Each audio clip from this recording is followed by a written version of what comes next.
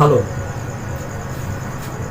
क्या पढ़ा दिया था आपको? हसीन मसूक सा, ठीक है ना। उत्तर भारत का पूरा हसीन मसूक सा मैंने पढ़ा दिया था आपको। हसीन मसूक सा के बाद मैंने आईएसपी के भी पढ़ लिया था अपन लोगों ने। आईएसपी के जो कुषाण वंश था, कुषाण वंश के जो सामंत थे वो कौन थे? कुषाण वंश के सामंत कौन थे भैया? कुषाण वंश के सामंत थे गुप्त। कौन से थे? गुप्त वंश वाले। किसके सामंत थे? कुषाण वंश के सामंत थे। तो जब कुषाण वंश बिखर गया था ना भैया, तो उसमें से एक गुप्त वंश बना था, और गुप्त वंश के बाद हमने पढ़ा था वर्धन वंश बन लिया था और उत्तर भारत को समाप्त कर दिया था। तो जब कुषाण वंश में से गुप्त वंश बना, उसी समय कुषाण वंश का एक टुकड़ा कहाँ आ गया था? दक्षिण भारत में आ गया था। कहाँ पर आ गया था? दक्षिण भारत में आ गया था। और वो कौन सा बन गया था? वो बन गया था वाकाटक वंश वाले, ठीक है ना। तो अपन अब पढ़ेंगे दक्षिण भारत में वाकाटक वंश के बारे में पढ़ते हैं। वाकाटक वंश जो है, इसकी समानता किससे होगी? वाकाटक वंश की समानता होगी गुप्त वंश वालों से, ठीक है ना। दोनों एक ही समय पैरेलल चल रहे थे, ठीक है ना। तो अब देखो भैया, यहाँ तो गुप्त वंश बन गया था, इसके बाद कुषाण का एक और वंश बना था यहाँ पर। वाकाटक का दक्षिण भारत में बना था, नीचे की ओर बना था। और वाकाटक वंश वाले जो है वो शैव धर्म को मानते थे, शंकर भगवान की पूजा करते थे, ठीक है। तो वाकाटक वंश जो है उसके संस्थापक कौन है? वाकाटक वंश के संस्थापक होंगे विंध्यराज। कौन होंगे भैया? विंध्यराज, क्योंकि वो विंध्यराज पर्वत के नीचे ही जो है उत्तर दक्षिण भारत आता है। तो वाकाटक वंश के संस्थापक होंगे विंध्यराज। विंध्यराज ने कोई खास काम नहीं किया, तो खास काम किसने किया? विंध्यराज के बाद और भी राजा आए, मगर उनने कोई खास काम नहीं किया, ठीक है ना। जैसे कि और राजा की बात करते हैं तो उन्होंने खास काम तो किया नहीं, उनकी बात हटाओ। विंध्यराज के बाद फिर कौन आए? प्रवरसेन आ गए भैया। प्रवरसेन ने 4 अश्वमेध यज्ञ करवाए थे, ठीक है। 4 अश्वमेध यज्ञ करवाए थे विंध्यसेन ने। और एक यज्ञ करवाया था कौन सा? अश्वमेध। अरे यार, प्रवरसेन ने 4 अश्वमेध यज्ञ करवा दिए। प्रवरसेन ने कितने अश्वमेध यज्ञ करवाए? 4। और एक यज्ञ करवाया वाजपेयी यज्ञ, ठीक है। हमने पढ़ा था शुंग वंश के अंदर। शुंग वंश के अंदर पंडित पुष्यमित्र शुंग ने कितने यज्ञ, अश्वमेध यज्ञ करवाए थे? उसने करवाए थे 2, ठीक है ना। अब ये जो है अजय आया है जो प्रवरसेन, ठीक है, वाकाटक का जो प्रवरसेन आया है, इसने कितने करवाए? इसने 4 अश्वमेध यज्ञ करवाए हैं, और एक करवाया है वाजपेयी यज्ञ करवाया है, ठीक है। यज्ञ वगैरह सब आपको बता दिए थे पहले ही। प्रवरसेन के बाद आता है भैया रुद्रसेन। प्रवरसेन के बाद अगला शासक आता है रुद्रसेन। रुद्रसेन का विवाह किससे होता है भैया? प्रभावती से होता है। रुद्रसेन का विवाह होता है प्रभावती से। अब भैया ये प्रभावती कौन थी? प्रभावती कौन थी? तो चंद्रगुप्त द्वितीय और उसकी पत्नी देवी, चंद्रगुप्त द्वितीय और उसकी पत्नी देवी, उन दोनों से उत्पन्न जो संतान होती है उसी का नाम होता है प्रभावती। तो प्रभावती का विवाह किससे होता है? तो रुद्रसेन से होता है, ठीक है। रुद्रसेन के बाद वाकाटक वंश का आखिरी शासक आता है पृथ्वीसेन। कौन सा आता है? पृथ्वीसेन आता है। इसके बाद वाकाटक जो वंश है भैया वो बिखर गया। अब जो वाकाटक वंश जो लोग बचे थे वो सामंत के रूप में अपनी जिंदगी को जीने लगते हैं। वो फिर उसी में से कोई राजा बनता है, वाकाटक जो सामंत के रूप में जी रहे होते हैं। तो फिर वो एक नए वंश की स्थापना करता है जिसका नाम है चालुक्य वंश। अब हम पढ़ेंगे चालुक्य वंश के बारे में। तो चालुक्य वंश जो है वो 3 बार उभरा है। चालुक्य वंश कितने बार उभरा है? 3 बार उभरा है। जैसे एक बार चालुक्य वंश में राजा बन गया, फिर धीरे धीरे खत्म हो गया, फिर दूसरी बार फिर उत्पन्न हुआ, ठीक है, चालुक्य वंश। फिर राजा बन गया, फिर खत्म हो गया, फिर राजा बन गया, फिर खत्म हुआ। तो ऐसा हुआ है, ठीक है। तो चालुक्य वंश की राजधानी कौन सी थी? वातापी।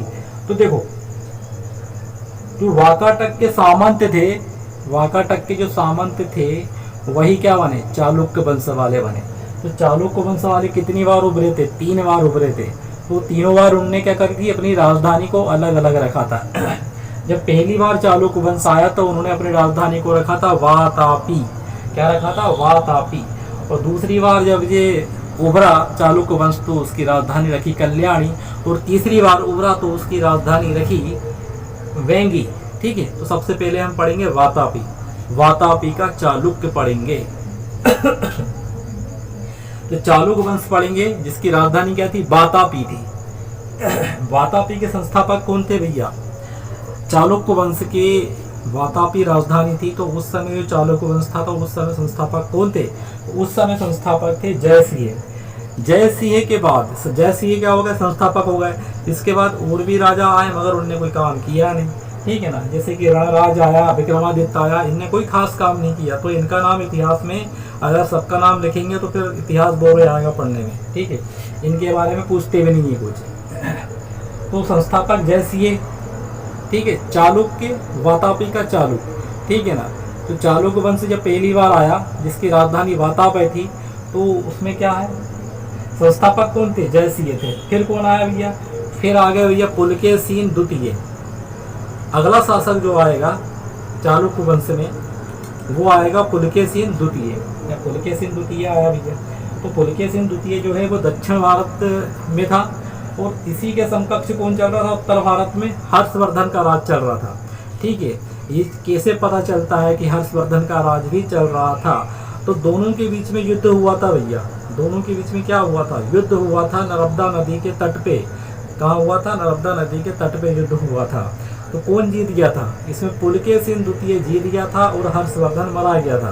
और पुलकेशिन द्वितीय ने, उसके दरबार में एक कवि था, पुलकेशिन द्वितीय के दरबार में कौन था? दरबारी कवि का नाम था रवि कीर्ति। तो एक अभिलेख लिखा गया। कौन सा अभिलेख लिखा गया वहाँ पर? तो एक अभिलेख लिखा गया जिसका नाम था ऐहोर अभिलेख। ऐहोर अभिलेख, ये लिखा है ऐहोर अभिलेख। ठीक है, ऐहोर अभिलेख किसने लिखवाया? पुलकेशिन द्वितीय ने लिखवाया है ऐहोर अभिलेख। तो पुलकेशिन द्वितीय जीत गया भैया, अभिलेख भी लिखवा दिया। अब देखते हैं भैया, तो पुलकेशिन द्वितीय ने दक्षिण भारत में भी हमला कर दिया था। दक्षिण भारत में कहाँ हमला कर दिया था? मैंने बताया था ना आपको चोल वंश के बारे में। जब चोल वंश खत्म हुआ, जब चोल वंश दो बार में उभरा था, पहली बार में जब चोल वंश खत्म हुआ तो कौन सा वंश आया था? तो उस वक्त जो वंश आया था वो वाला वंश था पल्लव वंश। कौन सा वंश था? पल्लव वंश था। तो यहाँ पर कौन सा वंश आ गया था? पल्लव वंश था। तो पल्लव वंश में कौन से राजा थे? महेंद्र वर्मन। कौन से राजा थे? महेंद्र वर्मन। तो पुलकेशिन द्वितीय जो है भैया, पुलकेशिन द्वितीय कहाँ पर आ गया? यहाँ पर आ गया पल्लव वंश। ठीक है ना, कहाँ आ गया? पल्लव वंश में हमला करने के लिए आया और महेंद्र वर्मन को क्या आ गया? द्वारा डाला भैया, भगा डाला। तो महेंद्र वर्मन भागा। तो कहाँ भागा महेंद्र वर्मन? अपनी राजधानी पहुँच गया भागता भागता कांची। तो भैया पुलकेशिन द्वितीय भी पीछे लग गया, देखो तो कांची तक ही मारेंगे जाके। वो कांची में जाके किसको मार दिया भैया? तो इसको मार दिया, अपना क्या नाम है, महेंद्र वर्मन को मार दिया, और बहुत सारा पैसा धंधोरा सब लूट लिया, और एक उपाधि दे दी अपनी आप को, कांची कोंड की उपाधि। कांची कोंड की उपाधि किसको दी है? तो पुलकेशिन द्वितीय को ही कांची कोंड की उपाधि मिली है। ठीक है, महेंद्र वर्मन का बेटा रहता है नरसिंह वर्मन। महेंद्र वर्मन का बेटा रहता है नरसिंह वर्मन। अब ये शासक बन जाता है, तो पुलकेशिन द्वितीय बोलता अच्छा अब तू शासक बन गया, अब तेरे को ही मारेंगे। तो पुलकेशिन द्वितीय भैया इसको ही मारने के लिए आता है। कहाँ पर? पल्लव वंश में। किसको मारने के लिए जाता है? महेंद्र वर्मन के बेटे नरसिंह वर्मन को मारने के लिए जाता है। मगर नरसिंह वर्मन जो है ये भारी पड़ जाता है पुलकेशिन द्वितीय पर। तो पुलकेशिन द्वितीय वापस भागता है। पुलकेशिन द्वितीय कहाँ भागता है? वापस भागता है अपने वातापी राजधानी। तो भागता भागता वातापी पहुंच जाता है पुलकेशिन, मगर पीछे पीछे नरसिंह वर्मन पीछे लगता है, तो वो भी पहुंच जाता है वातापी तक। कहाँ तक पहुंच जाता है? वातापी तक पहुंच जाता है। और वहाँ जाने के बाद पुलकेशिन द्वितीय को मार देता है। वहाँ जाने के बाद किसको मार देता है? पुलकेशिन द्वितीय को मार देता है। तो पुलकेशिन द्वितीय मारा जाता है, कौन मार देता है? पल्लव वंश वाला मार देता है, महेंद्र वर्मन का बेटा नरसिंह वर्मन। ठीक है दोस्तों, अगला वीडियो कल बनाएंगे। जब तक के लिए जय हिंद, जय भारत।